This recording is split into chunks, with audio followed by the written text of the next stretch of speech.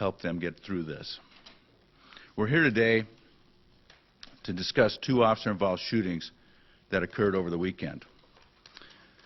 Both shootings occurred in what we have deemed our CSOC area, which is the areas most severely impacted by violent crime, specifically gun crime, in the city of Los Angeles. The first shooting occurred on Saturday at about 12:50 p.m.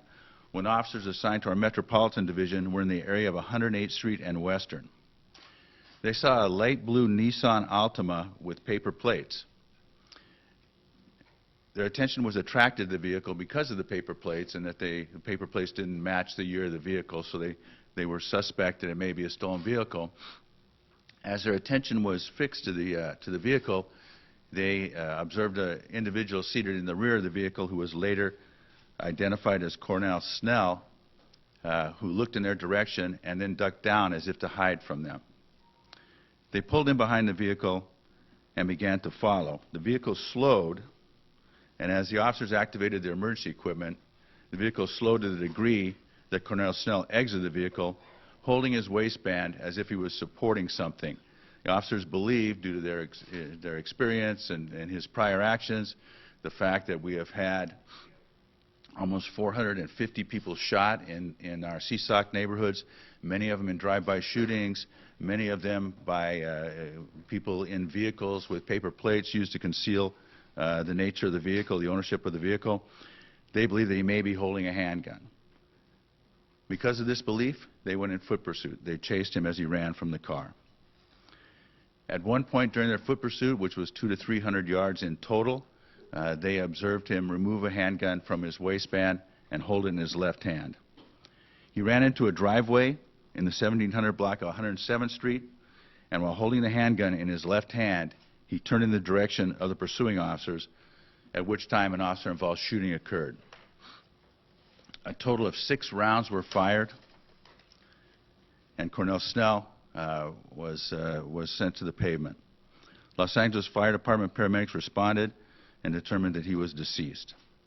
A loaded semi-automatic handgun was found near Snell's body, no more than 5 feet away. Force Investigation Division detectives responded, and we are still awaiting the results of the autopsy so that we can get bullet trajectory on the impacts. The preliminary information is that Snell was struck twice, once in the torso and once in the knee. Picture of the handgun recovered, not in a state of recovery, but in an unloaded state, is to my right. It is a 40 millimeter handgun. It was fully loaded with one in the chamber. The officers assigned to Metropolitan Division were not equipped with body-worn video, as it has not been deployed in their division at this point, nor do they have a digital in-car video. But we have obtained video from a local business that clearly shows Snell in possession of a handgun as he was being pursued by the officers. As a matter of fact, it shows him holding it in his left hand. The second officer-involved shooting occurred in Newton Division. Newton Division gang enforcement officers were in the area of 48th Street in Ascot. They had responded to a radio call, a citizen report of a man with a gun. The man from the radio call was described as a male, Hispanic, wearing a gray sweater, black pants, and armed with a handgun, possibly a Beretta. Around 5 p.m., the two officers were still in the area looking for the source of the radio call when they saw a person matching that description. As the officers approached the male to initiate a pedestrian stop, the male turned and pointed a handgun at the officers, at which time there was an officer-involved shooting.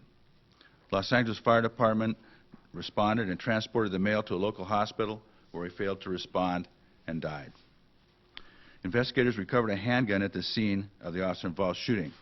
The handgun recovered at the scene is pictured in the lower frame.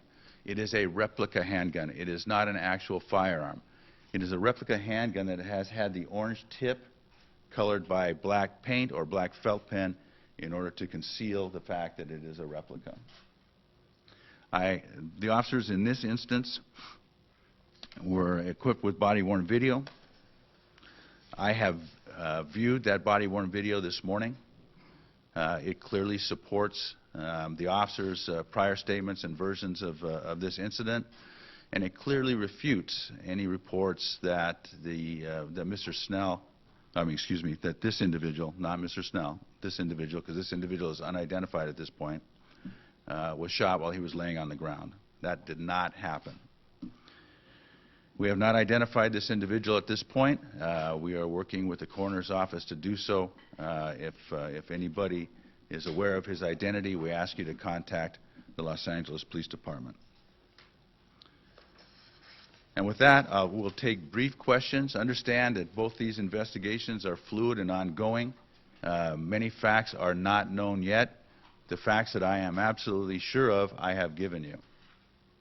So with that, I'll take a few questions. Chief, there's a big disconnect between what your department has said about some of these shootings and what some people in the community believe about some of these shootings. Some people say that they don't believe that these people were carrying guns and don't seem to care that even if they were carrying guns, that the police shouldn't have shot them. What is your response to that kind of disconnect between the way officers see these shootings and the way some people in the community do? Well, of course, that is a very difficult issue, and that issue, I think, is compounded by events that have occurred across the country. Certainly, we have all seen police-involved shootings that defy justification in other municipalities. I've seen them I'm at a loss to understand why, and I think that affects what happens on the streets of Los Angeles. The Los Angeles Police Department has struggled to reduce violence, particularly in the neighborhoods where these officer-involved shootings occurred. As I said, almost 450 people have been shot in these neighborhoods this year. We are doing our absolute best to take guns out of the hands of those that would use them against others. And sometimes that leads to circumstances where Los Angeles police officers are put into peril and have to defend themselves. And certainly, in both these instances, the officers feared for their lives because of the actions of the individuals that they were pursuing. Chief, did Snell fire, or can you even respond to that? It does not appear that he did, Dave. The weapon, as you can see, is fully loaded. It is at capacity. One was in the chamber, and the magazine was fully loaded, so he did not fire. Were officers aware that he had just gotten out of jail for assault with a deadly weapon? Well, I am sure they were not. I'm sure that they. I have no information which would make me think they recognized Snell as an individual. Chief, we've seen the reaction of many people in their communities here. They seem to be frustrated, and they're expressing that in all these vigils and the protests that we've seen. A lot of them are demanding that they want to see videos if they're available. Will you make those videos available? Of course, this is a national conversation about videos, and there is we try to balance transparency and accountability, and the public's desire to know, and then we also want to maintain the integrity of the criminal justice system, and as early as this morning, I had conversations with our District Attorney Jackie Lacey about this exact issue. We are working, not only Jackie, but the Police Commission and I, on protocols where at the right time a totality of evidence could be released rather than just piecemeal it and release the video without things like the coroner's report, without things like witness statements, without things like ballistics, without the serology, the DNA. It's the totality of the investigation that we want to bring forward to the public, because the reality is that we seek the truth. And, video is part of the truth, but it is not the totality of the truth, and it has to be tempered with all the evidence. So we're looking for the right way at the right time. We see it done at different stages throughout the country, and so we not only look at that to be advised by that, but we also look at the laws of the state of California, the desires of our district attorney that we not release this till they've made their filing decision, and try to strike that balance. I think that, but what I would like to say is this.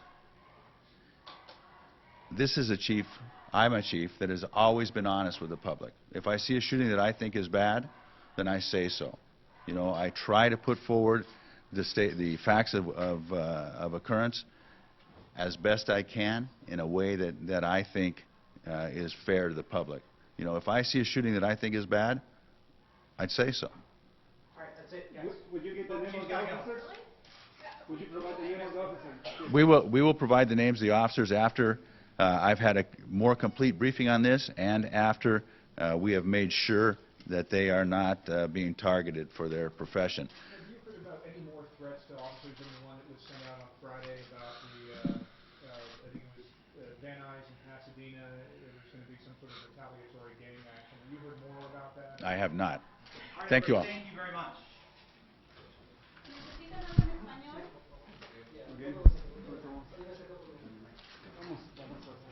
¿Quieren que lo haga aquí en el podio o aparte? Sí, es más fácil. Sí, es más fácil. Déjame agarrar la foto. We get the picture. You want to